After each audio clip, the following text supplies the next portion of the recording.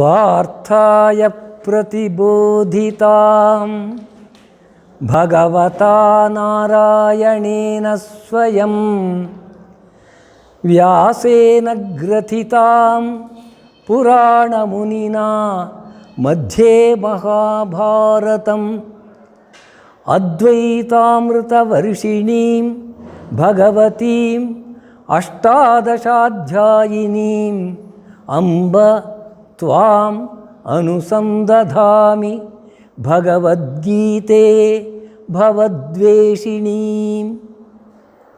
नमः सदसे नमः सदसस्पतये। I am extremely happy today to be looking at you, at your happy faces. I am an admirer of happy human faces.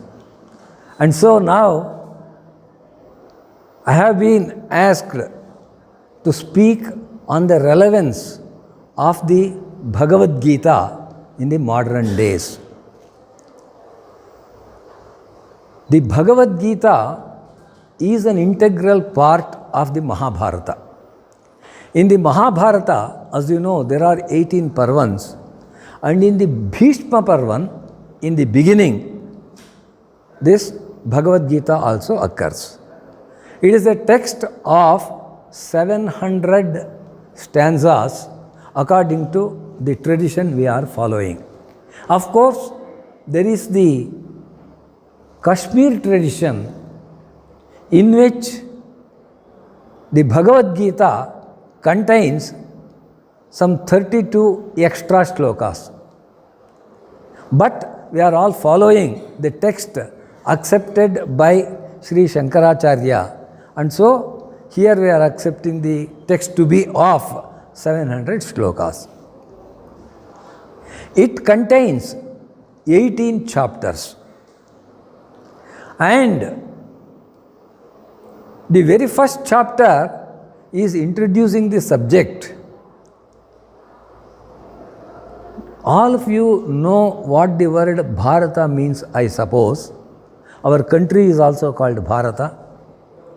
The text is also called Bharata. But originally, the word Bharata means a war that was fought between the cousins who were the descendants of a king called Bharata. There was a great king called Bharata, in whose family were born the Kauravas and Pandavas. And they fought with each other for the kingdom that you know. And that war is called Bharata. In that war, on one side were the Pandavas, and on the other side were the Kauravas or Dhartarashtras, sons of Dhritarashtra, according to the story. The first beginning in the Bhagavad Gita is not any word from either Krishna or Arjuna. It is from the mouth of Dhritarashtra. The very first shloka of the Bhagavad Gita starts with the words of Dhritarashtra. Dharma kshetre kurukshetre samaveta yuyutsavaha mamakah pandavaschaiva kima kurvata sanjaya. This is the first shloka. He was blind, you know the story, and therefore there is a significance. It is a text that gives the information even to the people that are blind in spite of having eyes. You know.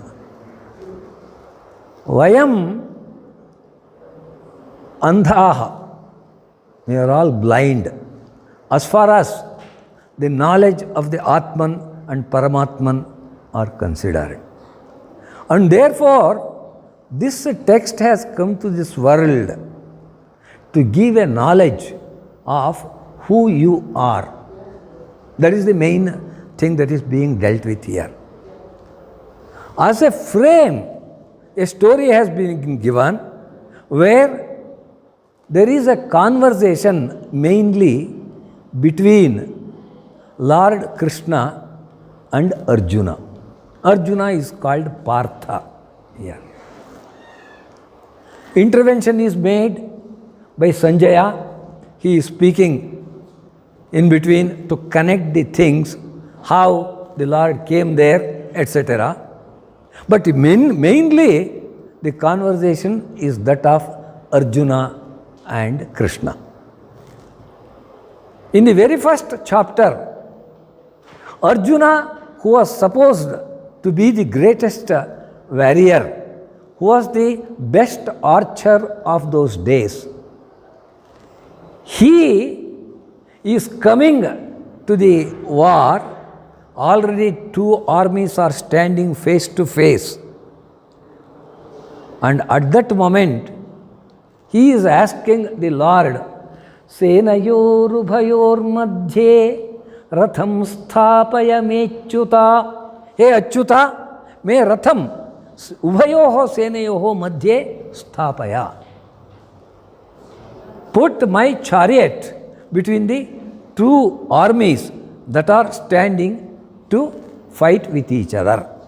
So, Lord Krishna has brought the chariot there with 4 horses. And he wants to see with whom he has to fight. Arjuna wants to see.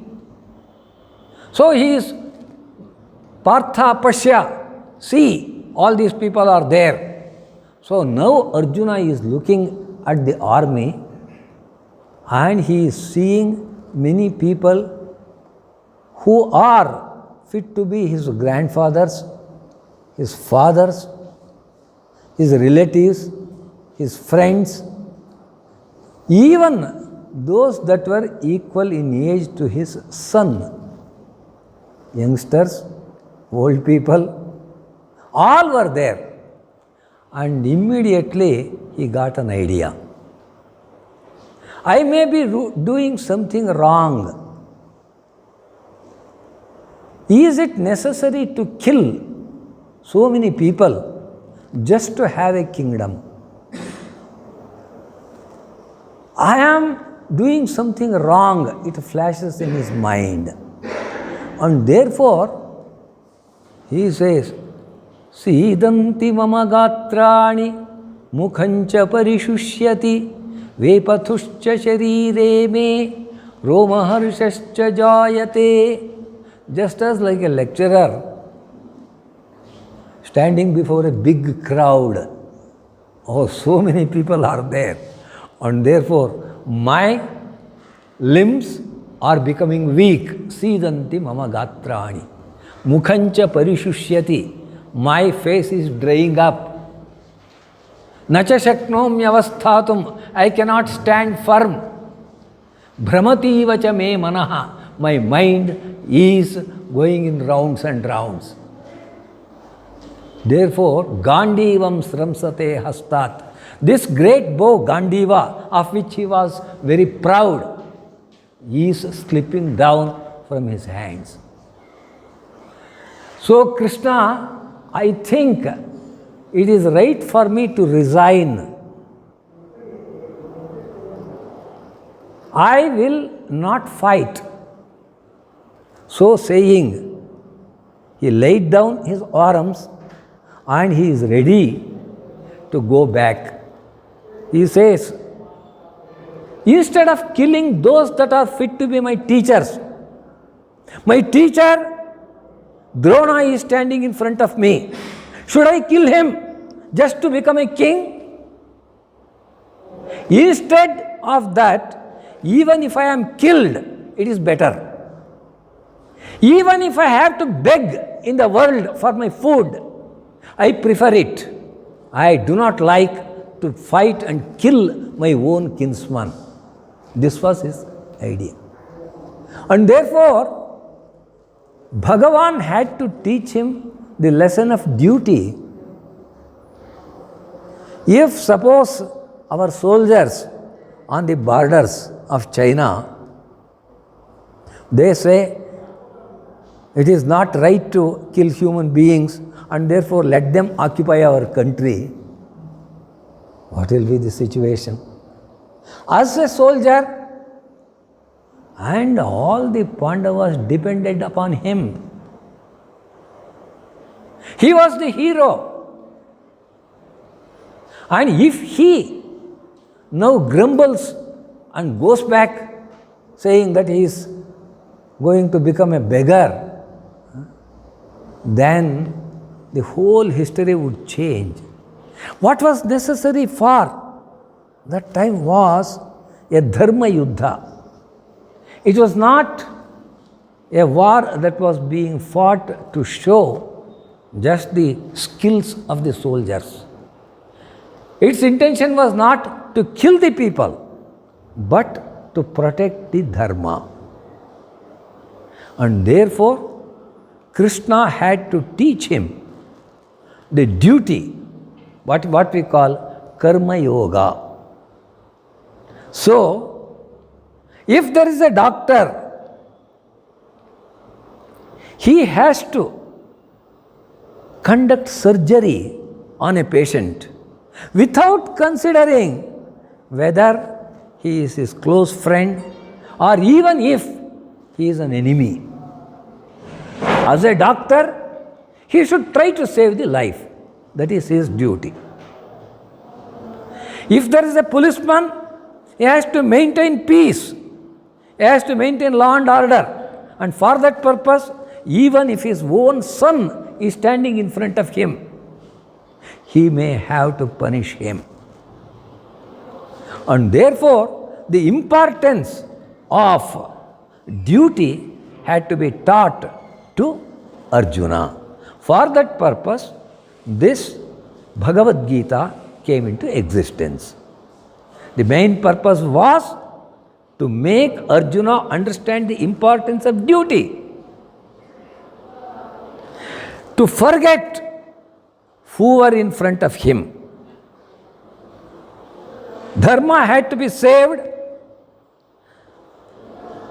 The rule of Duryodhana, which was inimical to the interest of the people, that had to be stopped. And therefore, the Bhagavad Gita came into being. And therefore, naturally, all the people ask the question, what is the relevance of the Bhagavad Gita to us? We are not fighting. We are not Arjuna. We are not in the Dwapara Yuga. The Bhagavad Gita was taught thousands of years ago, according to our calculations, about 5,500 years ago, because Krishna says it is Yuga Sandhi. It was a point when the Dwapara Yuga and Kali Yuga met. Dwapara Yuga. Do you know the meaning of the word Dwapara? In Sanskrit, Dwapara means doubt. It was an age of doubt. Is Krishna really a god? Is it necessary to protect dharma? Or is it necessary to follow the rules of society? Such questions were raised. It was an age of skepticism. Therefore, it was called Dwapara. And now we are in the age of Kali. Kali means quarrel. You know how much we are quarreling, whether it is in the Lok Sabha or Rajya Sabha or assemblies. Everywhere there is quarrel. So aptly it is named Kali Yuga. And so when these two yugas were meeting, the war of Mahabharata took place. And therefore, it might have been relevant at that time, and especially to Arjuna, who was in this confusion of duty. We are not in that condition. So what is the relevance of the Bhagavad Gita today? That is the question that is raised. But we have to understand that when Arjuna was standing in that condition, just to encourage him to fight, it was enough if Krishna had told the first 20 slokas of the second chapter. In the first chapter, it is only Arjuna Vishada that is said. There, in the beginning, Krishna argues that actually the fate of everyone is decided, and therefore the fate of all these soldiers is also decided. It is not necessary for you to worry about it. And moreover, as a Kshatriya, you should fight. It is your duty. And therefore, Bhayadranaduparatam Mamsyam te tvam maharatha Yeshanchatvam bahumato Bhutva yasyasi laghavam. The people, if you resign now and leave the battleground, the people will think you are running away out of fear. You are a coward. Bhayat ranaduparatam mamsyante tvam maharatha. Yeshanchatvam bahumataha. Thousands of soldiers are depending on you. They think that you are the one that is going to protect this army. And now all of them will think that we had a very wrong idea of this fellow. He is the one that brags at other times, but when the real moment comes, he runs away. And so Laghavam, you will become very light in the view of many of your admirers. That should not happen, Arjuna. And therefore, Yudhyasva, you stand up and fight. So much was enough to be told to Arjuna if the intention of Krishna were only to change his mind. But we have 18 chapters there, and the secret of Karma Yoga, the secret of Bhakti Yoga, the secret of Jnana Yoga, the secret of Sannyasa Yoga, all these things are being described. Why Krishna is spending so much of time there? Therefore, we have to understand the view of Krishna. He did not want to teach only Arjuna. Arjuna was called Partha. Do you know why he was called Partha? His mother Kunti, her original name was Pritha. After she was adopted by Kunti Bhoja, she was named Kunti. So Pritha's son is Partha. Actually, all of us are Parthas.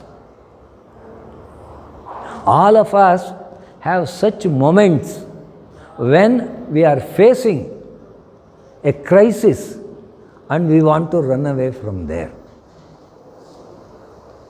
So, to give this courage to every one of us, this Bhagavad Gita is being told. Wherever you go, what do you see even today? Is the Bhagavad Gita relevant today? It is relevant because we are all Parthas. Pa, Artha. Artha means purpose in Sanskrit.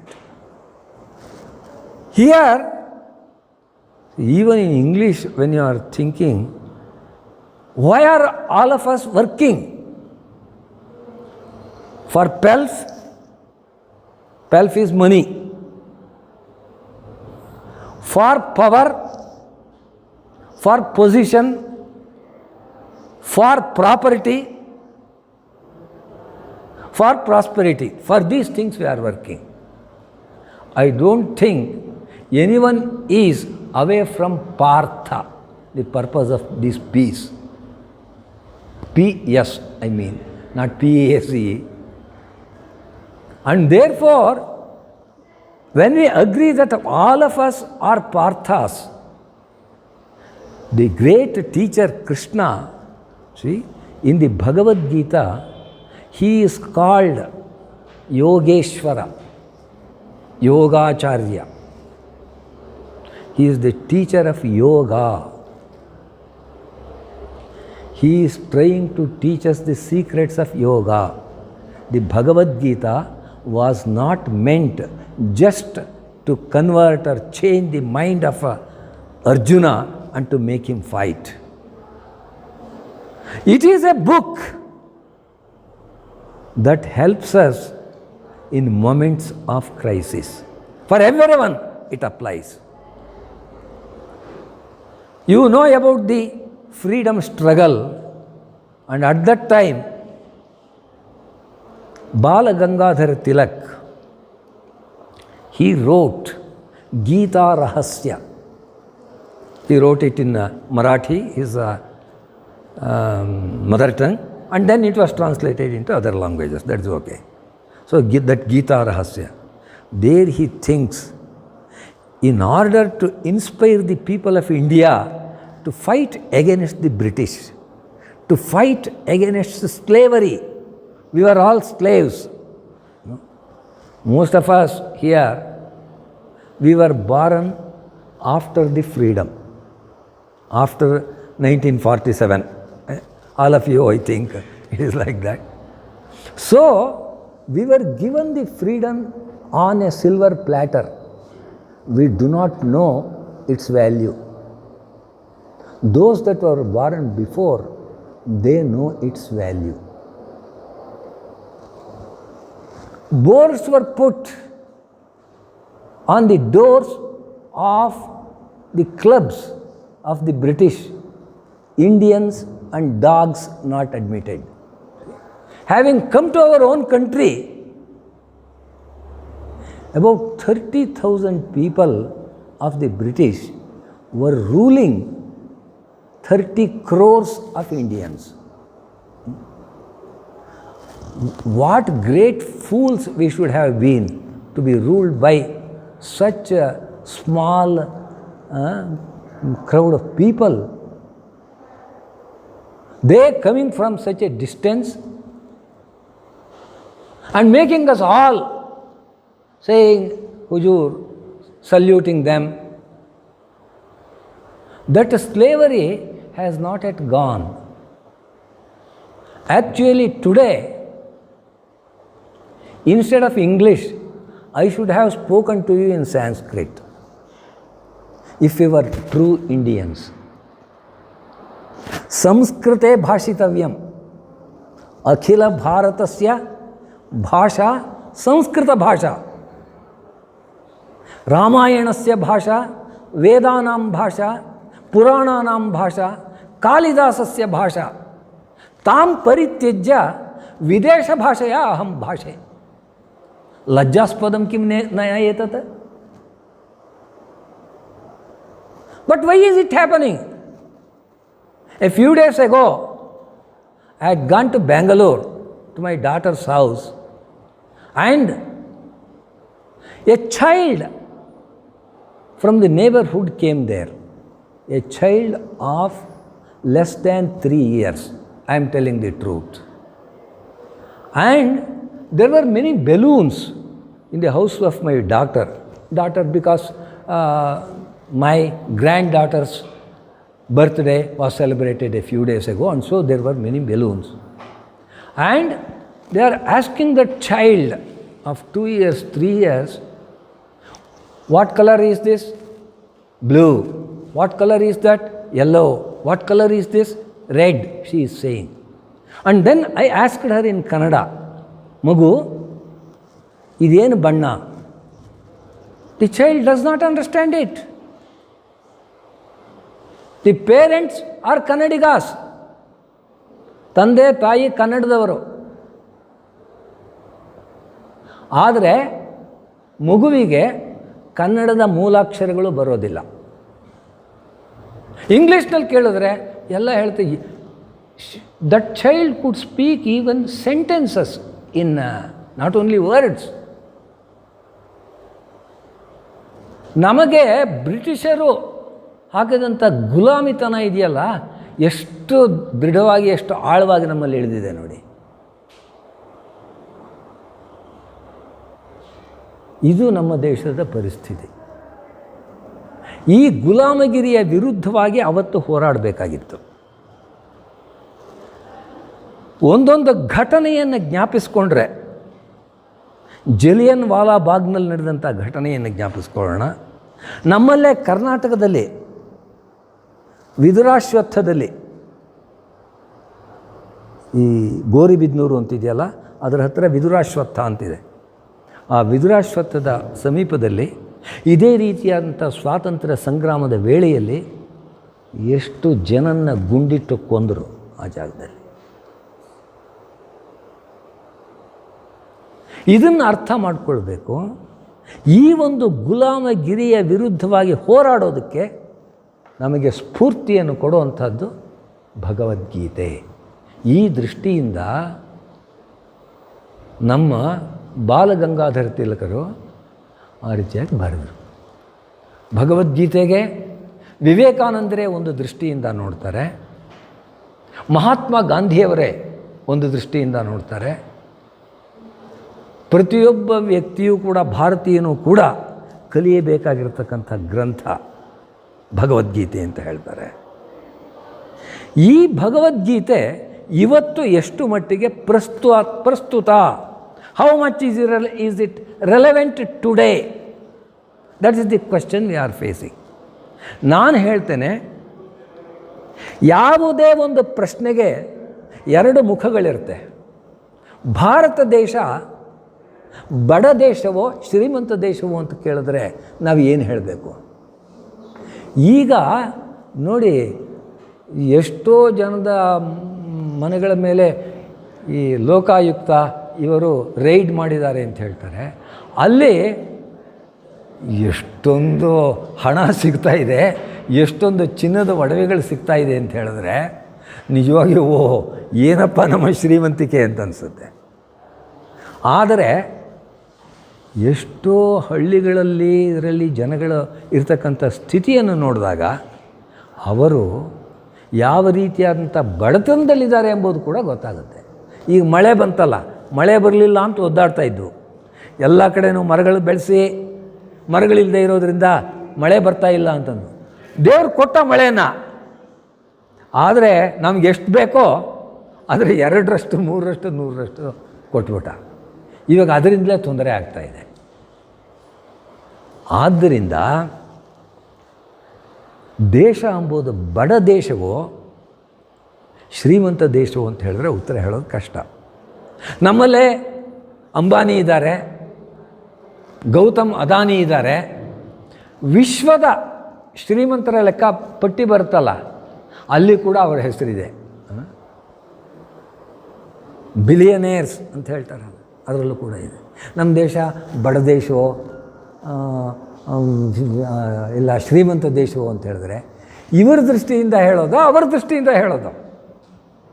ಹಾಗೆ ಭಗವದ್ಗೀತೆಯಲ್ಲಿ ಇದು ಪ್ರಸ್ತುತವೇ ಅಂತಂದರೆ ನಾವು ಹೇಳ್ತಾ ಇರೋದು ಭಗವದ್ಗೀತೆಯಲ್ಲಿರ್ತಕ್ಕಂಥ ಪ್ರತಿಯೊಂದು ಅಕ್ಷರವೂ ಪ್ರತಿಯೊಂದು ಶ್ಲೋಕವೂ ಪ್ರಸ್ತುತವೋ ಅಪ್ರಸ್ತುತವೋ ಅಂತ ಹೇಳೋದಕ್ಕಾಗಲ್ಲ. ಇಲ್ಲಿ ಎಷ್ಟೋ ಭಾಗಗಳಿದೆ. ಆ ರೀತಿಯಾಗಿರ್ತಕ್ಕಂಥ ಭಾಗಗಳು ಇವತ್ತು ಮಾತ್ರ ಅಲ್ಲ, ಇನ್ನು 1000 ವರ್ಷ ಆಗಲಿ, ಭಾರತ ದೇಶದಲ್ಲಿ ಮಾತ್ರ ಅಲ್ಲ, ಜಗತ್ತಿನ ಯಾವುದೇ ದೇಶದಲ್ಲಾಗಲಿ ಅಲ್ಲಿ ಪ್ರಸ್ತುತವಾಗುವಂಥ ವಿಷಯಗಳು ಬೇಕಾದಷ್ಟು ಅಲ್ಲಿದೆ. ಆತ್ಮೈವ ಹ್ಯಾತ್ಮನೋ ಬಂಧು ಆತ್ಮೈವ ರಿಪುರಾತ್ಮನಃ. ಯಾವಾಗಲೂ ಕೂಡ ನಮಗೆ ಯಾರೋ ಶತ್ರುಗಳು ಅಂದ್ಕೊಂಡ್ಬಿಡ್ತೀವಿ. ಇವರೇನೋ ನನಗೆ ಮೋಸ ಮಾಡಿದ್ರು, ಅದರಿಂದ ನನಗೆ ಹೀಗೆ ತೊಂದರೆ ಆಯಿತು. ಯಾವಾಗಲೂ ನಮಗೆ ನಿಜವಾಗಿರ್ತಕ್ಕಂಥ ಬಂಧುಗಳು ನಾವೇನೆ. Why should anybody else love you more than you love yourself? ನನಗಿಂತ ಹೆಚ್ಚು ಪ್ರೀತಿಯಾಗಿರ್ತಕ್ಕಂಥವ್ರು ಯಾರಿರೋಕ್ಕೆ ಸಾಧ್ಯ? ಬೇರೆ ಯಾರೇ ನನ್ನನ್ನು ಪ್ರೀತಿಸ್ತಾರೆ ಅಂತಂದರೆ ಯಾವುದೋ ಒಂದು ಕಾರಣಕ್ಕೋಸ್ಕರ ಪ್ರೀತಿಸ್ತಾರೆ. ನನಗೋಸ್ಕರ ನನ್ನ ಪ್ರೀತಿಸೋದು ನಾನು ತಾನೇ. ಆದ್ದರಿಂದ ಆತ್ಮೈವ ಆತ್ಮನಃ ಬಂಧು ಆತ್ಮೈವ ರಿಪುರಾತ್ಮನಃ. ಯಾವಾಗುತ್ತೆ? ಬಂಧುರಾತ್ಮಾತ್ಮನಸ್ತಸ್ಯ ಏನಾತ್ಮೈವಾತ್ಮನಾ ಜಿತಃ ಅನಾತ್ಮನಸ್ತು ಶತ್ರುತ್ವೇ ವರ್ತೇತಾತ್ಮೈವ ಶತ್ರುವತ್. ಯಾರು ತಮ್ಮ ಮನಸ್ಸನ್ನು ಬುದ್ಧಿಯ ಹತೋಟಿಯಲ್ಲಿ ಇಟ್ಕೊಂಡಿರ್ತಾರೋ ಅವರಿಗೆ ಅವರ ಆತ್ಮವೇ ದೊಡ್ಡ ಬಂಧುವಾಗುತ್ತೆ. ಯಾವಾಗ ಆ ಮನಸ್ಸು ಎಂಬುದು ತನಗೆ ಬೇಕಾದಾಗ ಹೋಗೋದಕ್ಕೆ ಬಿಡ್ತೀವೋ, ಬುದ್ಧಿಯ ನಿಯಂತ್ರಣ ಇಲ್ಲದೆ, ಆಗ ಅವರೇ ಅವರಿಗೆ ಶತ್ರು ಆಗ್ತಾರೆ. ಇವೆಲ್ಲ ನಿತ್ಯ ಸತ್ಯಗಳು. ಭಗವದ್ಗೀತೆಯಲ್ಲಿ ಹೇಳಿರ್ತಕ್ಕಂಥ ಮಾತುಗಳಿದೆಯಲ್ಲ, ಇವು ನಿತ್ಯ ಸತ್ಯಗಳವು. ಅದು ಇವತ್ತಾದರೂ ಪ್ರಸ್ತುತವೇ, 100 ವರ್ಷ ಆದಮೇಲಾದರೂ ಪ್ರಸ್ತುತವೇ, ಇನ್ನೊಂದು ಯುಗದಲ್ಲಾದರೂ ಪ್ರಸ್ತುತವೇ. ಅದಕ್ಕೋಸ್ಕರ ಆ ಒಂದು ಗ್ರಂಥಕ್ಕೆ ಅಷ್ಟೊಂದು ಬೆಲೆ ಇರೋದು. ಒಂದು ಸಲ ಏನಾಯಿತು, 2003ನೇ ಇಸ್ವಿಲಿ ನಾನು ಇಸ್ರೇಲ್ಗೆ ಹೋಗಬೇಕಾಗಿ ಬಂತು. ಅಲ್ಲಿ ಇನ್ಸ್ಟಿಟ್ಯೂಟ್ ಫಾರ್ ಅಡ್ವಾನ್ಸ್ ಸ್ಟಡೀಸ್ ಅಂತಿದೆ, ಯೂನಿವರ್ಸಿಟಿ ಆಫ್ ಜೆರೂಸಲೆಮ್, ಅದರ ಇದರಲ್ಲಿ ಅಲ್ಲಿ ಫೆಲೋ ಆಗಿ ಕರೆದಿದ್ದರು. ಅದಕ್ಕೆ ಹೋಗ್ತೀನಿ ಅಂತ ನನಗೆ ಗೊತ್ತಾದಾಗ ನಮ್ಮ ರಾಮಕೃಷ್ಣಾಶ್ರಮದ ಸ್ವಾಮಿಗಳು ಒಂದು ಮಾತು ಹೇಳಿದ್ರು. ನೀವು ಅಲ್ಲಿ ಹೋಗ್ತಾ ಇದ್ದೀರಿ ನಾಗರಾಜ ರಾವ್, ನೋಡಿ ನಮ್ಮಲ್ಲಿ ಭಗವದ್ಗೀತೆ ಎಲ್ಲ ಪುಸ್ತಕಗಳು ಇಟ್ಟಿದ್ದೀವಿ, ನಾನಾ ಭಾಷೆಗಳ ಅನುವಾದಗಳಿದೆಯಲ್ಲ ಅವೆಲ್ಲ ಇಟ್ಟಿದ್ದೀವಿ. ಹೀಬ್ರೂ ಅನುವಾದ ಒಂದು ಸಿಕ್ಕಿದ್ರೆ ನೀವು ಅಲ್ಲಿಂದ ತಗೊಂಬನ್ನಿ. ಆಗಲಿ ಸರ್ ಅಂತ ಹೇಳಿದೆ. ನಾನು ಅಲ್ಲಿಗೆ ಹೋಗಿದ್ದೆ. ಅಲ್ಲಿ ನನ್ನ ಕೊಲೀಗಿದ್ದಂಥವ್ರು ಈಗಾಲ್ ಬ್ರಾನರ್ ಅಂತ, ಅವ್ರನ್ನ ನಾನು ಕೇಳಿದೆ, I want a copy of the Hebrew translation of the Bhagavad Gita if it is available. If somebody has done it, I would like to have a copy. There are so many translations. Which translation do you want? Even in Hebrew. ನಮ್ಮ ಭಾಷೆಗಳಲ್ಲಿ, ಕನ್ನಡದಲ್ಲಿ, ಇಂಗ್ಲೀಷ್ನಲ್ಲಿ ಎಷ್ಟು ಬಾರಿ ಇವುಗಳ ಅನುವಾದವಾಗಿದೆ ಅಂತಂದರೆ ನೀವು ಲೆಕ್ಕ ಇಡೋದೇ ಸಾಧ್ಯವಿಲ್ಲ. ಯಾತಕ್ಕೋಸ್ಕರ ಹಾಗಾಗ್ತಾ ಇದೆ? ಆ ಒಂದು ಪುಸ್ತಕದಲ್ಲಿ ಅಂತಃಸತ್ವ ಇಲ್ಲದೆ ಹೋದರೆ ಇಷ್ಟು ಸಹಸ್ರ ವರ್ಷಗಳಿರೋದು, ಇಷ್ಟು ಭಾಷೆಗಳಲ್ಲಿ ಅದನ್ನು ಅಧ್ಯಯನ ಮಾಡ್ತಾ ಇರೋದು ಅವಶ್ಯಕತೆ ಇರಲಿಲ್ಲ. ಅದು ಸ್ಪಷ್ಟವಾಗಿರ್ತಕ್ಕಂಥ ವಿಷಯ.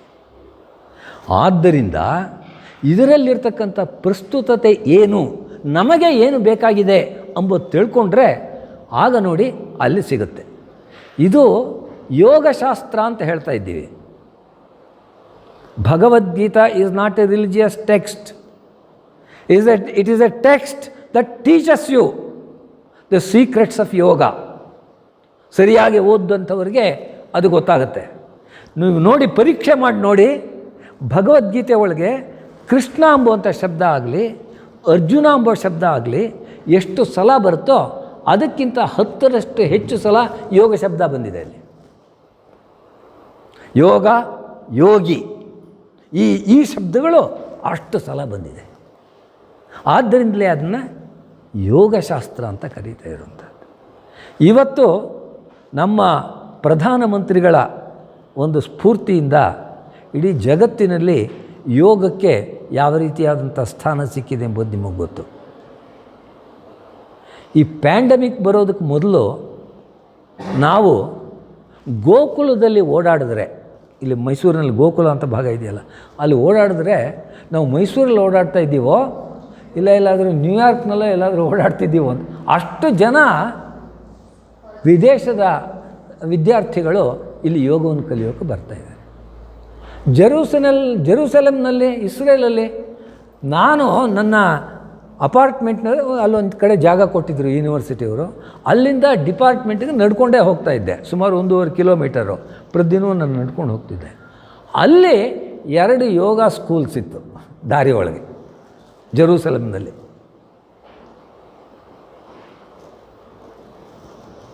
ಥಾಯ್ಲ್ಯಾಂಡ್ಗೆ ಹೋಗಿ ಪಾತಂಜಲ ಯೋಗ ಸೂತ್ರಗಳ ಮೇಲೆ 1 ಸಲ ಅಲ್ಲ 4 ಸಲ ಅಲ್ಲಿಗೆ ಹೋಗಿ ಪಾತಂಜಲ ಯೋಗ ಸೂತ್ರಗಳ ಬಗೆಗೆ ಉಪನ್ಯಾಸಗಳು ಮಾಡಿದ್ದೀನಿ ನಾನು. 15 ದಿವಸ 3 ವಾರ ಹೀಗೆಲ್ಲ ಇದ್ಕೊಂಡು ಅಲ್ಲಿ ಅಷ್ಟು ಯೋಗವನ್ನು ಅಭ್ಯಾಸ ಮಾಡ್ತಾಯಿದ್ದಾರೆ. ಈ ಯೋಗದ ಪಾತಂಜಲ ಯೋಗ ಸೂತ್ರಗಳ ಸಾರವನ್ನು ನಾವು ಭಗವದ್ಗೀತೆಯಲ್ಲಿ ಕಾಣ್ತೀವಿ. ಅದೇ ಪದಗಳು ಅಲ್ಲಿ ಬರುತ್ತೆ. ಯೋಗ ಸೂತ್ರಗಳೇನು ಪದ ಬರುತ್ತೆ ಅದೇ ಅಲ್ಲಿ ಬರುತ್ತೆ. ಪತಂಜಲಿ ಈ ಕಾಲಕ್ಕಿಂತ, ನಮ್ಮ ಕಾಲಕ್ಕಿಂತ ಸುಮಾರು 2000 ವರ್ಷಗಳ ಹಿಂದೆ ಇದ್ದವನವನು. ಪುಷ್ಯಮಿತ್ರ ಶೃಂಗ ಅಂಥೇಳಿ ಶುಂಗ ಡೈನಾಸ್ಟಿ ಅಂತಿರುತ್ತೆ. ಮೌರ್ಯ ವಂಶ ಅದಾದ ಮೇಲೆ ಶುಂಗ ಡೈನಾಸ್ಟಿ ಬರುತ್ತೆ. ಅಲ್ಲಿದ್ದಂಥ ಪುಷ್ಯಮಿತ್ರ, ಆ ಪುಷ್ಯಮಿತ್ರನ ಹೆಸರನ್ನು ಇನ್ನೊಬ್ಬ ಪತಂಜಲಿಯ ಮಹಾಭಾಷ್ಯದಲ್ಲಿ ನಾವು ಕಾಣ್ತೀವಿ. ಇಹ ಪುಷ್ಯಮಿತ್ರಂ ಯಾಜಯಾಮಹ. ವರ್ತಮಾನ ಕಾಲಕ್ಕೆ ಉದಾಹರಣೆ ಕೊಡೋಕ್ಕೆ ಆ ಮಾತು ಬರ್ತಾ ಇದೆ ಅಲ್ಲಿ.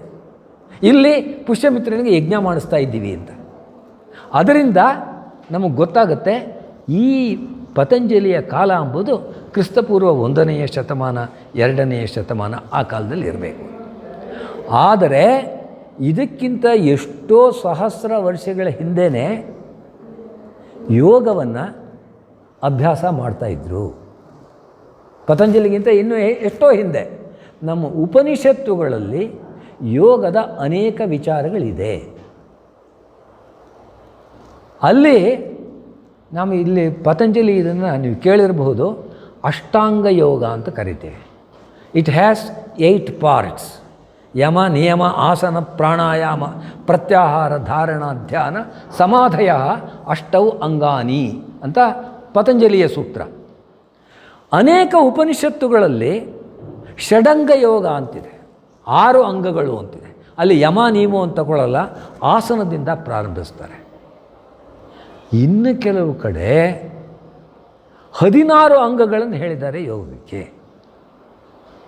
ಈ ರೀತಿಯಾಗಿ ನಮ್ಮ ದೇಶದಲ್ಲಿ ಬಹಳ ಕಾಲದಿಂದ ಬಂದಿರತಕ್ಕಂಥ ವಿದ್ಯೆ ಯೋಗ ವಿದ್ಯೆ. ಕೃಷ್ಣ ಹೇಳ್ತಾನೆ, ಇಮಂ ವಿವಸ್ವತೆ ಯೋಗಂ ಪ್ರೋಕ್ತವಾನಹಮವ್ಯಯಂ ವಿವಸ್ವಾನ್ಮನವೇ ಪ್ರಾಹ ಮನುರಿಕ್ಷ್ವಾಕವೇ ಬ್ರವೀತ್ ಏವಂ ಪರಂಪರಾ ಪ್ರಾಪ್ತಂ ಇಮಂ ರಾಜಋಷಯೋ ವಿದುಃ ಸಕಾಲೇ ನೇಹ ಮಹತಾ ಯೋಗೋ ನಷ್ಟಃ ಪರಂತಪ. ಪೂರ್ವಕಾಲೇ, ಪ್ರಾಚೀನ ಕಾಲೇ ಅಹಂ ಅಂದರೆ ಕೃಷ್ಣ, ಅಹಂ ವಿವಸ್ವತೆ ಯೋಗಂ ಉಪದಿಷ್ಟವಾನ್. ಅಹಂ ವಿವಸ್ವತೆ ಯೋಗಂ. ವಿವಸ್ವಾನ್ ಮನವೇ ಪ್ರಾಹ. ವಿವಸ್ವಾನ್ ಮನು ಕಲಿಸ್ದ. ಮನುರ್ ಇಕ್ಷ್ವಾಕವೇ ಅಬ್ರವೀತ್. ಅವನು ಇಕ್ಷ್ವಾಕು ಎಂಬುವಂಥ ಒಬ್ಬ ರಾಜನಿಗೆ ಹೇಳ್ದ. ಇಕ್ಷ್ವಾಕು ಹೆಸರು ಕೇಳಿದ್ದೀರಲ್ವ? ರಾಮನ ವಂಶದಲ್ಲಿ ಹಿಂದೆ ಇದ್ದಂಥ ಒಬ್ಬ ರಾಜ ಇಕ್ಷ್ವಾಕು ಅಂತ ಹೇಳ್ತಾರೆ. ಸಂಸ್ಕೃತದಲ್ಲಿ ಇಕ್ಷು ಅಂತಂದರೆ ಕಬ್ಬು. ಕಬ್ಬಿನಲ್ಲಿ ರಸ ಇದೆ, ಆ ಕಬ್ಬಿನಿಂದ ಬೆಲ್ಲವನ್ನು ಮಾಡಬಹುದು ಅಂತ ಕಂಡಿಡಿದವನು ಇಕ್ಷ್ವಾಕುನಂತೆ. ಆ ಇಕ್ಷ್ವಾಕು ರಾಜ ಇದ್ದಾನಲ್ಲ, ಅವನಿಗೆ ಕಲಿಸ್ದ. ಮನು ಇಕ್ಷ್ವಾಕವೇ ಅಬ್ರವೀತ್. ಈ ರೀತಿಯಾಗಿ ಪರಂಪರೆಯಿಂದ ಬರ್ತಾ ಇತ್ತಪ್ಪ. ಆದರೆ ಪ್ರತಿಯೊಂದಕ್ಕೂ ಕೂಡ there is a time called dark age. History ಒಳಗೂ ನಾವು ಡಾರ್ಕ್ ಏಜ್ ಅಂತ ಹೇಳ್ತೀವಿ. ಹಾಗೆ ಯೋಗಕ್ಕೂ ಕೂಡ ಒಂದು ಡಾರ್ಕ್ ಏಜ್ ಬಂತು, ಮರೆತುಬಿಟ್ರು ಜನ. ಅದನ್ನು ಇವತ್ತು ನಾನು ನಿನಗೆ ಕಲಿಸ್ತಾ ಇದ್ದೀನಿ ಅಂತ ಹೇಳ್ತಾನೆ ಅರ್ಜುನನಿಗೆ ಕೃಷ್ಣ. ಸಯೇವಾಯಂ ಮಯಾ ತೇ ಅದ್ಯ ಯೋಗ ಪ್ರೋಕ್ತ ಪುರಾತನಃ. ಅದನ್ನು ನಾನು ಕಲಿಸ್ತಾ ಇದ್ದೀನಿ. ಅದಕ್ಕೋಸ್ಕರ ಕೃಷ್ಣನನ್ನು ಯೋಗಾಚಾರ್ಯ ಅಂತ ಕರೆದ್ರು. ಅದರೊಳಗೆ ನೋಡಿ, ನಮ್ಮೆಲ್ಲರಿಗೂ ಬೇಕಾಗಿರ್ತಕ್ಕಂಥದ್ದು ಕರ್ಮಯೋಗ. ಏಕೆಂತಂದರೆ ಇಲ್ಲಿ ಇಲ್ಲಿರೋಂಥವ್ರು ಯಾರೂ ಕೂಡ ಸನ್ಯಾಸ ತಗೋಬೇಕು ಅಂತ ಐಡಿಯಾ ಇಟ್ಕೊಂಡು ಹಾಗೆ ಕಾಣ್ತಾ ಇಲ್ಲ ನನಗೆ. ನಾವೆಲ್ಲರೂ ಪ್ರಪಂಚದಲ್ಲಿ ಇರೋಣ, ಕರ್ತವ್ಯದಲ್ಲಿ ಇರೋಣ ಅಂತ ಆ ರೀತಿಯಾಗಿರ್ತಕ್ಕಂಥ ಭಾವನೆ ಇರೋರು. ಈ ಕರ್ಮಯೋಗ ಎಂಬುದು ಮನಸ್ಸಿನ ಶುದ್ಧಿಗೋಸ್ಕರ ಮಾಡಬೇಕು ಅಂತ ಹೇಳ್ತಾರೆ. ಮುಂದೆ ಬರ್ತೆ ಟೈಮು ಸನ್ಯಾಸ ಯೋಗದ್ದು. ಇದು ನಾವು ಅನೇಕ ಜನ್ಮಗಳಲ್ಲಿ ನಂಬ್ತೀವಿ, ಪ್ರಾಯಶಃ ಮುಂದಿನ ಯಾವುದೋ ಜನ್ಮದಲ್ಲಿ ಬರ್ಬೋದು. ಈಗ ನಾವು ಕರ್ಮಯೋಗದಲ್ಲಿ ಇರಬೇಕು. ಈ ಕರ್ಮಯೋಗದ ರಹಸ್ಯವನ್ನು ತಿಳ್ಕೊಂಡ್ರೆ it changes our life. V cannot change the world. The world is imperfect. If the world were perfect, we would have an utopia. It is not there. There are robbers, there are thieves, there are burglars, there are cheats. Probably they outnumber the people that tell the truth. That is the situation. And therefore we cannot change the world, but we can change our attitude towards the world. For that change, the Karma Yoga helps. Every one of us is doing karma. Asmasu sarvepi karma kurvanti. Aham patham adhyapayami. Anyaha desham rakshati. Aparaha roginaha chikitsayati. Evam ekaikasyapi ekam karma vartate. Karma vina na kaschidasti. Kintu karma bandhakam. When we are doing an action, that action binds us. Many a time we think that the karman has not bound us. We have escaped from it. I did it, but nobody knew I escaped. That does not happen. For some of the actions, the result is seen at that very moment. If I kick the wall, already the pain is there in my leg. For some other actions, the result comes later. On the street I am going, I see the fast food. The smell is so great. Let me eat. I eat. Next day, I have trouble in the stomach. It comes a few hours later, 1 day or 2 days later. I spend 10 rupees to eat that bonda, and I spend 100 rupees for the medicine. In Davanagere, you might have heard about the benne dose. Benne masale, Davanagere benne masale, everywhere we find the boards. Actually, near every benne dose restaurant, there is a clinic of a doctor. ವ್ಯವಹಾರ ಚೆನ್ನಾಗಿ ನಡೀತಾ ಇದೆ. ಇವರಿಂದ ನಮಗೆ ಸಹಾಯ, ಅವರಿಂದ ನಮಗೆ ಸಹಾಯ. This is what is happening. Our actions may show their results sometime later. It may be after a year, after many years.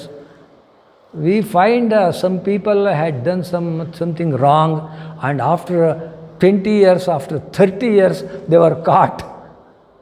They are in the jails. Even those things we find. And therefore, the karma and bandhana are there.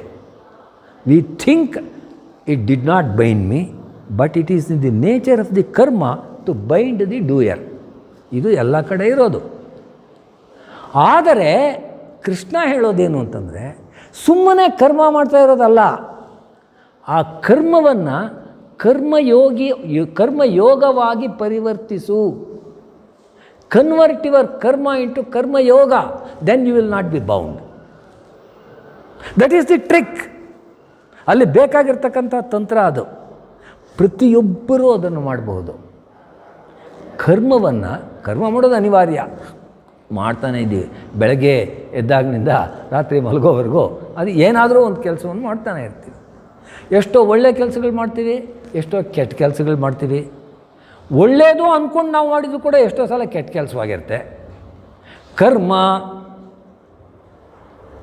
ಶ್ವೇತ ಕೃಷ್ಣ ರೂಪಂ ಅಂತ ಹೇಳ್ತಾರೆ. ಅಂದರೆ ಕೆಲವು ಕರ್ಮಗಳು ಶುದ್ಧವಾಗಿರುವಂಥದ್ದು, ಕೆಲವು ಕರ್ಮಗಳು ಸಂಪೂರ್ಣವಾಗಿ ಅಶುದ್ಧವಾಗಿರುವಂಥದ್ದು. ಆದರೆ ನಾವು ಮಾಡುವಂಥ ಕೆಲಸಗಳಲ್ಲಿ 100ಕ್ಕೆ 99 ಕೃಷ್ಣ ಶ್ವೇತ ಮಿಶ್ರಣವಾಗಿರುವಂಥದ್ದು. ನಾವು ಒಳ್ಳೆಯ ಕೆಲಸ ಅಂದ್ಕೊಳ್ತೀವಿ, ಅದರೊಳಗೆ ಎಷ್ಟೋ ಕೆಟ್ಟ ಕೆಲಸವು ಜೊತೆ ಹೊಲಿಸ್ತಾರೆ. ಒಂದು ಹುಲಿ ಬರ್ತಾ ಇದೆ, ಒಂದು ಯಾವುದೋ ಮೇಕೆನೋ ಏನೋ ಹಿಡಿತಾ ಇದೆ. ಇದರ ಪ್ರಾಣ ಉಳಿಸ್ಬೇಕು ಅಂತ ನಾವು ಹೋಗ್ತೀನಿ. ಏನೋ ಗುಂಡು ಹಾರಿಸೋ, ಜೋರಾಗಿ ಶಬ್ದ ಮಾಡೋ, ಇದನ್ನು ಓಡಿಸ್ಬಿಡ್ತೀನಿ ಅಂತ ಇಟ್ಕೊಳ್ಳೋಣ. ನಾನು ಪುಣ್ಯದ ಕೆಲಸ ಮಾಡ್ತೀನಿ ಅಂತ ಅಂದ್ಕೊಳ್ತೀನಿ, ಆದರೆ ಪ್ರಾಣ ಉಳಿಸಿ ಅಂತ. ಆದರೆ ಆ ಹೆಣ್ಣು ಹುಲಿ ಅದಕ್ಕೆ ಆಹಾರ ಇಲ್ಲದೇ ಇದ್ದಿದ್ದರಿಂದ ಅದರ ಮರಿಗಳು ಹಾಲಿಲ್ಲದೆ ಸಾಯ್ತಾ ಇವೆ.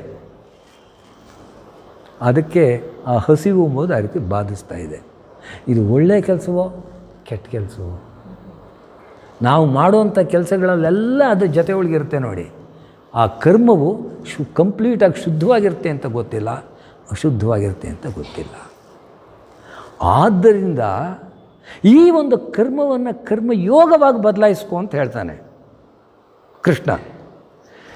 ಕರ್ಮಣ್ಯೇವಾಧಿಕಾರಸ್ಥೆ ಮಾ ಫಲೇಶು ಕದಾಚನ ಮಾ ಕರ್ಮ ಫಲಹೇತುರ್ಭೂ ಮಾತೇ ಸಂಗೋಸ್ತ್ವ ಕರ್ಮಣಿ. ನೀನು ಮಾಡೋಂಥ ಕಾರ್ಯ ಇದೆಯಲ್ಲ, ಅದಕ್ಕೆ ಅದನ್ನು ನಿರ್ವಹಿಸೋದಕ್ಕೆ ನಿನ್ನ ಕರ್ತವ್ಯ ಅಂತ ಬಂದಾಗ ಅದನ್ನು ಮಾಡೋದಕ್ಕೆ ಮಾತ್ರ ನಿನಗೆ ಅಧಿಕಾರವಿದೆ. ಆದರೆ ಅದರ ಫಲಗಳು ಬೇರೆ ಯಾರಿಗೋ ಬಿಟ್ಟಿದ್ದು, ನನಗೆ ಗೊತ್ತಿಲ್ಲ. ನನ್ನ ಹಸು ಅದನ್ನು ಕಾಪಾಡಬೇಕು ಅಂತ ನಾನು ಹೋದೆ. ಅದರಿಂದ ಒಳ್ಳೆಯದಾಯಿತು ಕೆಟ್ಟದ್ದಾಯಿತು ಎಂಬುದು ಆ ಭಗವಂತನಿಗೆ ಸೇರಿದ್ದು. ನಾವು ಮಾಡುವಂಥ ಕೆಲಸದಲ್ಲಿ ನಾವು ಯಾರೋ ಒಬ್ಬರಿಗೆ ಒಂದು ಬುದ್ಧಿಯನ್ನು ಹೇಳ್ತೀವಿ ಹೀಗೆ ಮಾಡಬೇಕು ಅಂತ, ಅದರಿಂದ ಅವನಿಗೆ ತೊಂದರೆನೇ ಆಗ್ಬೋದು, ಗೊತ್ತಿಲ್ಲ. ಯಾವಾಗ ಫಲಾಭಿಸಂಧಿ ರಹಿತವಾಗಿ ಇದು ಈ ಫಲಕ್ಕೋಸ್ಕರ ನಾನು ಮಾಡ್ತಿದ್ದೀನಿ ಎಂಬುವಂಥ ಭಾವನೆ ಇಟ್ಕೋಬಾರ್ದು. ಮಾ ಕರ್ಮ ಫಲಹೇತುರ್ಭೂ. Never think that you are the sole doer of that action. ನಾನು ಒಂದು ಮಾವಿನ ಬೀಜವನ್ನು ಭೂಮಿಯಲ್ಲಿ ಹಾಕಿದೆ, ಅದಕ್ಕೆ ನೀರು ಹಾಕಿದೆ, ಅದನ್ನ ಬೆಳೆಸಿದೆ. ಅದಕ್ಕೋಸ್ಕರ ಈ ಮರ ಬೆಳೆದಿದ್ದಕ್ಕೆ ನಾನೇ ಕರ್ತೃ ಅಂತ ಯಾವತ್ತೂ ಅಂದ್ಕೋಬೇಡ. ಯಾಕೆ ಅಂತಂದರೆ ನನ್ನಿಂದ ಆ ಕೆಲಸ ಆಗಿದ್ದಲ್ಲ. ಆ ನೀರನ್ನು ನಾನು ತಂದು ಸುರಿದ್ನಲ್ಲ, ನೀರನ್ನು ನಾನು ಮಾಡಿದ್ನ. I did not prepare water, I did not produce water in a laboratory by combining hydrogen and oxygen. It was the God's work. ಆ ಒಂದು ಗಿಡಕ್ಕೆ ಬಿಸಿಲು ಕೊಟ್ಟಲ್ಲ, ಆ ಬಿಸಿಲಿಲ್ಲದೆ ಹೋಗಿದರೆ ಗಿಡ ಬೆಳೀತಿತ್ತ, ಹಣ್ಣಾಗ್ತಿತ್ತ? ಫೋಟೋಸಿಂಥೆಸಿಸ್ ವಿಷಯ ನಿಮಗೆ ಗೊತ್ತು. ಅದನ್ನು ನಾನು ಮಾಡಿದ್ನ. ಅದಕ್ಕೋಸ್ಕರ never think that you are the sole doer of any ಕರ್ಮ.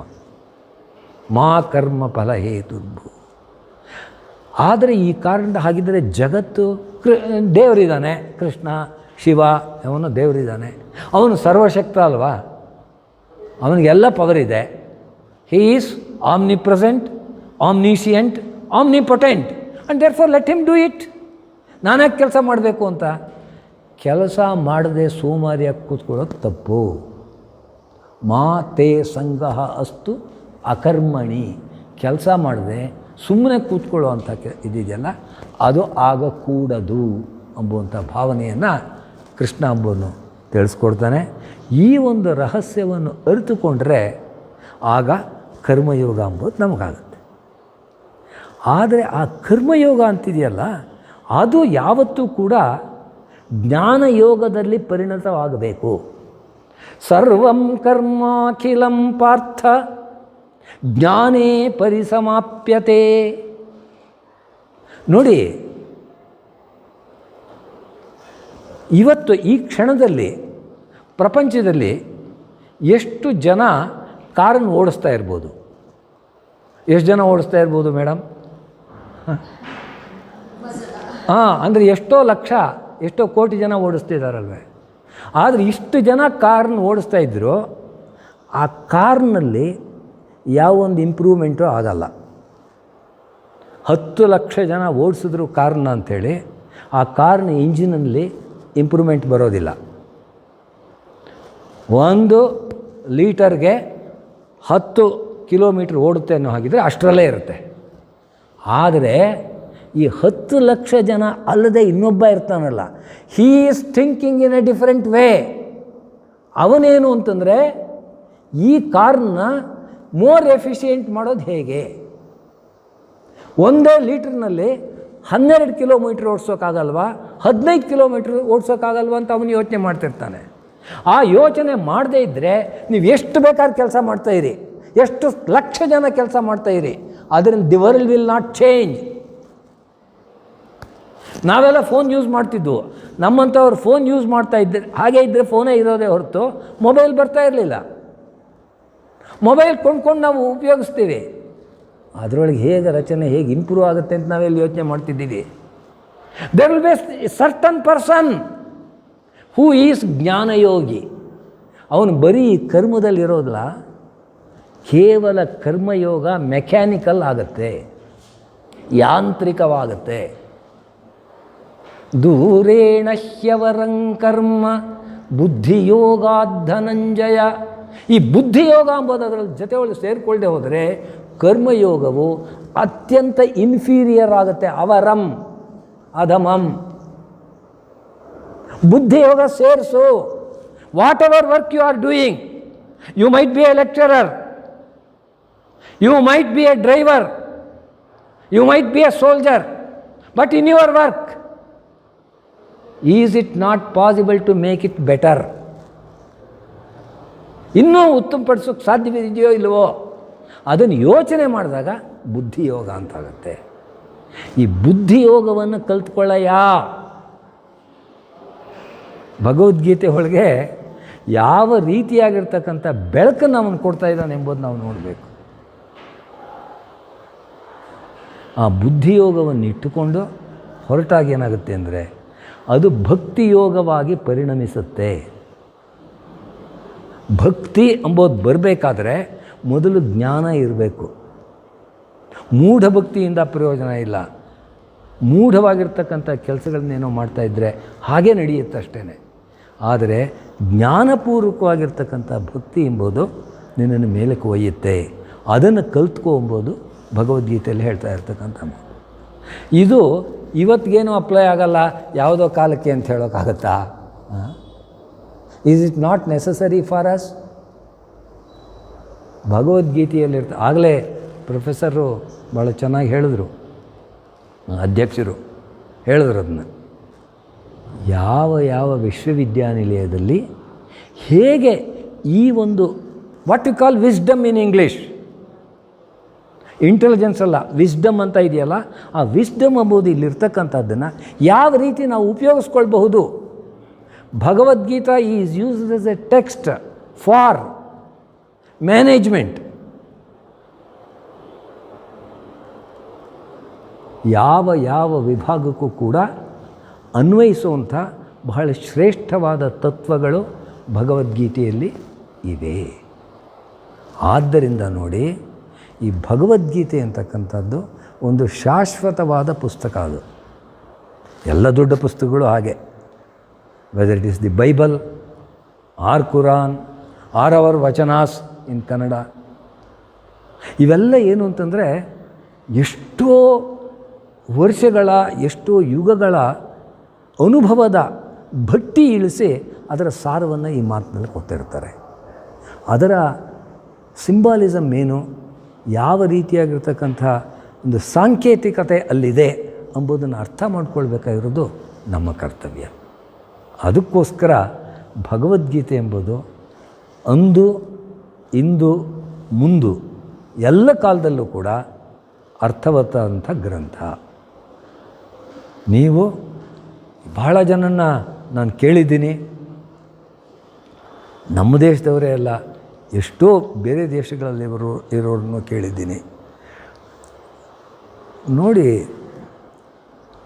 ಯೂನಿವರ್ಸಿಟಿ ಆಫ್ ಶಿಕಾಗೋ ಅವರು ಸಮಗ್ರವಾದ ಮಹಾಭಾರತವನ್ನು ಇಂಗ್ಲೀಷ್ಗೆ ತರ್ಜುಮೆ ಮಾಡ್ತಾಯಿದ್ರು. ನಾನು 1971ರಲ್ಲಿ ಯೂನಿವರ್ಸಿಟಿ ಆಫ್ ಶಿಕಾಗೋಗೆ ಅವಾಗೊಂದು ಸಲ ಭೇಟಿ ಕೊಡೋಕೆ ಹೋಗಿದ್ದೆ. ಆಗ ಅಲ್ಲಿ ವ್ಯಾನ್ ಬ್ಯೂಟನನ್ ಅಂತ ಬಿಟ್ಟು ನನ್ನ ಮೇಷ್ಟ್ರು, ನನಗೆ ಟೀಚರು ಎಡ್ವಿಂಜರು ಅಂತ, ಅವರು ಪ್ರೊಫೆಸರ್ ಆಗಿದ್ದವರು, ಅವ್ರನ್ನ ಅಲ್ಲಿ ನೋಡೋಕ್ಕಾಯಿತು. ಅಲ್ಲಿ ಅವ್ರನ್ನ ನೋಡೋಕೆ ಹೋಗಿದ್ದಾಗ ಅವರು ಈ ಮಹಾಭಾರತದ ಟ್ರಾನ್ಸ್ಲೇಷನ್ನಲ್ಲಿ ಅವರು ತೊಡಗಿಕೊಂಡಿದ್ದರು. ಅದು ಪಬ್ಲಿಷ್ ಆಗಿದೆ, ಎಷ್ಟೋ ಬುಕ್ಸ್ ಪಬ್ಲಿಷ್ ಆಗಿದೆ. 18 ಪರ್ವಗಳಿರೋದು, ಅನೇಕ ಪರ್ವಗಳು ಪಬ್ಲಿಷ್ ಆಗಿದೆ. ಅದು ಅವರೆಲ್ಲ ಈಗಾಗಲೇ ಮಹಾಭಾರತ ಎಂಬುದನ್ನ ಎಷ್ಟೊತ್ತು ಸಲ ಅನುವಾದ ಆಗಿದೆ, ಮತ್ತೆ ಯಾಕೆ ಅನುವಾದ ಮಾಡಬೇಕಾಗಿತ್ತು? ಅಲ್ಲಿ ಇವಾಗ ಎಲ್ಲ ಈ ಬೋರ್ವೆಲ್ಗಳು ಬಂದುಬಿಟ್ಟು ಹೊರಟೋಗಿದೆ, ಆದರೆ ಹಿಂದೆ ಅದರ ಬಾವಿಗಳು ಅಂತ ಇರ್ತಿತ್ತು. ಹಳ್ಳಿಗಳಲ್ಲಿ ಮನೆಗಳಲ್ಲಿ ಬಾವಿ ಅಂತಿರೋದು, ನಾವು ಹಗ್ಗದಿಂದ ಬಕೆಟ್ ಬಿಟ್ಟು ಸೇರ್ತಾಯಿದ್ವು. ಅದು ಈಗಿನ ಕಾಲದವರು ಎಷ್ಟು ಜನ ನೋಡಿದಾರೋ ಇಲ್ಲವೋ ಗೊತ್ತಿಲ್ಲ, ಆದರೆ ಅದು ಇತ್ತು. ಅಲ್ಲಿ ಹೊರತೆ ಅಂತ ಹೇಳ್ತೀವಿ ಭೂಮಿ ಒಳಗೆ, ಅಲ್ಲಿಂದ ಪ್ರತಿದಿನ ನಾವು ಎಷ್ಟು ನೀರು ತೆಗೆದ್ರೂ ಹೊಸ ನೀರು ಎಂಬುದು ಬರುತ್ತೆ. ಈ ಗ್ರಂಥಗಳು ಆ ರೀತಿಯಾಗಿರ್ತಕ್ಕಂಥ ಗ್ರಂಥಗಳು. ಯೂನಿವರ್ಸಿಟಿ ಆಫ್ ಕ್ಯಾಲಿಫೋರ್ನಿಯಾ ಅವರು ರಾಮಾಯಣವನ್ನು ಟ್ರಾನ್ಸ್ಲೇಟ್ ಮಾಡಿ ಇತ್ತೀಚೆಗೆ ಅಂದರೆ 20ನೇ ಶತಮಾನ 21ನೇ ಶತಮಾನದ ಪ್ರಾರಂಭದಲ್ಲಿ ನಾನು ಪ್ರಾಚ್ಯ ವಿದ್ಯಾ ಸಂಶೋಧನಾಲಯದಲ್ಲಿ ಆಗ ಕೆಲಸ ಮಾಡ್ತಿದ್ದಾಗ ಅಲ್ಲಿ ನಾವು ಅಮೃತ ಕಥಕ ಅಂತ ಬಿಟ್ಟು ರಾಮಾಯಣದ ಒಂದು ವ್ಯಾಖ್ಯಾನ ಅದನ್ನು ಎಡಿಟ್ ಮಾಡಿ ಪಬ್ಲಿಷ್ ಮಾಡ್ತಿದ್ವು. ಅಲ್ಲಿಂದ ಕಾಗದ ಬರೋದು, ಅರಣ್ಯ ಕಾಂಡದವರೆಗೂ ಮಾಡಿದ್ದೀರಿ, ಮುಂದಿನ ಕಾಂಡಗಳು ಯಾವಾಗ ಬರುತ್ತೆ ನಮ್ಮ ಟ್ರಾನ್ಸ್ಲೇಷನ್ಗೆ ಅನುಕೂಲ ಆಗುತ್ತೆ, ಈಗ ಈ ಒಂದು ಕಾಮೆಂಟ್ರಿ ಇದ್ದರೆ ವ್ಯಾಖ್ಯಾನ ಇದ್ದರೆ ಅಂತ ಕಾಗದ ಬರೋದು. ಆ ರೀತಿಯಾಗಿರುವಂಥ ಗ್ರಂಥಗಳಿವು. ಇವುಗಳಿಗೆ ಎಷ್ಟು ವಿಧವಾದ ಅರ್ಥಗಳನ್ನಾದರೂ ಮಾಡಬಹುದು, ಒಂದೇ ಅರ್ಥ ಅಂತಿಲ್ಲ. ಭಗವದ್ಗೀತೆಗೆ ಶಂಕರಾಚಾರ್ಯರೇ ಒಂದು ರೀತಿ ಒಳಗೆ ಅರ್ಥ ಮಾಡ್ತಾರೆ, ರಾಮಾನುಜಾಚಾರ್ಯರೇ ಒಂಥರ ಮಾಡ್ತಾರೆ, ಮಧ್ವಾಚಾರ್ಯರೇ ಮಾಡ್ತಾರೆ. ಅಷ್ಟೆಲ್ಲ ಮಾಡೋದಕ್ಕೆ ಆ ಪೊಟೆನ್ಷಿಯಲ್ ಎಂಬುದು ಅದರಲ್ಲಿದೆ. ಆ ಸತ್ವ ಇರತಕ್ಕಂಥ ಗ್ರಂಥಗಳು ಆ ರೀತಿಯಾಗಿ ಆಗುತ್ತೆ. ಅದಕ್ಕೋಸ್ಕರ ಭಗವದ್ಗೀತೆ ಎಂಬುದು ಸರ್ವಕಾಲದಲ್ಲೂ ಕೂಡ ಪ್ರಸ್ತುತವಾದ ಗ್ರಂಥ ಅಂತ ನನ್ನ ಅಭಿಪ್ರಾಯ. ಇದನ್ನು ತಮ್ಮ ಮುಂದೆ ಇಟ್ಟಿದ್ದೀನಿ.